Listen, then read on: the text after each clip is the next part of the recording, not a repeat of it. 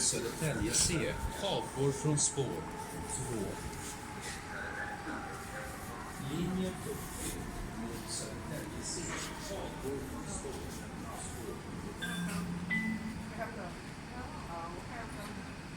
2. Linje 40 mot Uppsala avgår från spår 1.